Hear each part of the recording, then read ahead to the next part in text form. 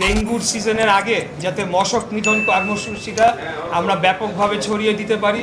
এছাড়া আমাদের নানামুখী আরও অনেকগুলো সমস্যা রয়েছে। রাস্তাঘাটের মেনটেন্যান্সের একটা প্রয়োজনীয়তা দেখা দিয়েছে বিভিন্ন জায়গায়। তো এই সকল বিষয় নিয়ে আমরা আলাপ আলোচনা করতে এসেছি।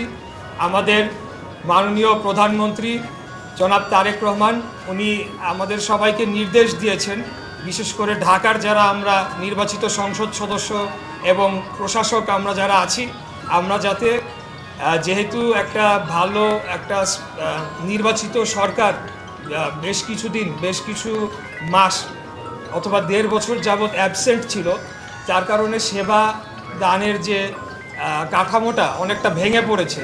তো সেটিকে দ্রুততম সময়ে আমরা সচল করে নাগরিকদের কষ্ট লাঘব করার জন্য যেমন কাজ করব, এর পাশাপাশি সামনে আসন্ন যে থ্রেটগুলো রয়েছে, যেটা একটা আমি বললাম যে ডেঙ্গু, এরকম অন্যান্য বিষয় যেমন আবার বর্ষার মৌসুমে আসবে আপনার জলাবদ্ধতা, এই বিষয়গুলো নিরসনে আমরা সবাই একসাথে মিলে একটা টিম হয়ে আমাদের প্রাইম মিনিস্টারের লিডারশিপে আমরা কাজ করে যাব। সেটার জন্য আমরা আজকে এখানে এসেছিলাম। যদি দল আমাকে মনোনয়ন দেয় এবং যদি দল মনে করে যে আমি নির্বাচন করব এবং অন্য কেউ করবেন না, তাহলে পরেই আমি নির্বাচনে অংশগ্রহণ করতে পারি। কারণ আমি বাংলাদেশ জাতীয়তাবাদী দলের হয়ে সংসদ সদস্য নির্বাচন করে পার্লামেন্টে যাচ্ছি এবং আমার সৌভাগ্য যে আমি জনাব তারেক রহমানের, দেশনায়ক জনাব তারেক রহমানের ফার্স্ট ক্যাবিনেটে আমি স্থানও পেয়েছি। আর দ্বিতীয় যে বিষয়টি উত্থাপন করা হলো যে আসলে প্রত্যেক সংসদ সদস্য যারা আছেন বা যারা মন্ত্রীরা আছেন তারা তো সংসদ সদস্য হয়ে দেন একটা মিনিস্ট্রির দায়িত্ব ওনারা পালন করেন। তো সেই ক্ষেত্রে আমি মনে করি না যে এখনই কোনো ইলেকশনের তোড়জোড় শুরু হয়ে যাচ্ছে বা কোনো নির্বাচনী ক্যাম্পেইন, এটা পরবর্তীতে যেটা আমাদের মহাসচিব বলেছেন স্থানীয় সরকার মন্ত্রী যে পার্লামেন্টে ডিসাইড হবে এবং সবশেষে দলীয় মনোনয়নকে পাবে, এটা দল নির্ধারণ করবে। এইগুলো অনেক প্রক্রিয়া বাকি রয়েছে।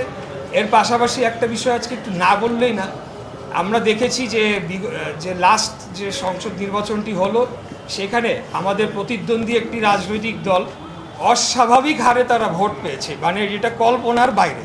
আমি আমার আসনের কথাই বলতে চাই। 1996 সালে সেখানে জামায়াতে ইসলামীর সর্বোচ্চ ভোট তাদের জীবনে 3000 ভোট পেয়েছিল এবং সেখানে হাত পাখা তারা পেয়েছিলেন 6000। তো আমরা এই ভোটার লিস্টটার ব্যাপারে আমার মনে হয় যে আমি সরকারের কাছে এই ব্যাপারে জানাবো যে এটাকে আবার ভেরিফিকেশন করা উচিত যে ভোটাররা কারা এবং ভোটার লিস্টটা সঠিকভাবে সম্পন্ন হয়েছে কিনা, যারা এখানকার বাসিন্দা তারাই হয়েছে কিনা বা কোনো ডুপ্লিকেসি হচ্ছে কিনা অন্য কোনো এলাকার সাথে। কারণ এই বিষয়টা আসলে বোধগম্য নয়, বিশ্বাসযোগ্যও নয় এবং বিশেষ করে 4 এবং 5-এ আমি মনে করি যে এখানে অন্তর্বর্তীকালীন সরকারের কেউ হয়তোবা আমাদের প্রতিদ্বন্দ্বী দলের প্রার্থীদেরকে জেতানোর জন্য স্পষ্ট সাহায্য করেছে বলে আমরা বিশ্বাস করি। আমাদের কাছে সেই ধরনের কিছু অভিযোগ সেই দিনই এসেছে এবং তার আগে পরেও আমরা কিছু অভিযোগ পেয়েছি। তো বিষয়টি হচ্ছে যে এই ভোটার লিস্ট কারেকশন করা এগুলা তারপরে সেনা নির্বাচনের প্রশ্নটি আসতে হবে আর কি। তাছাড়া তো একটা ফেয়ার নির্বাচন আমরা কিভাবে আশা করতে পারি।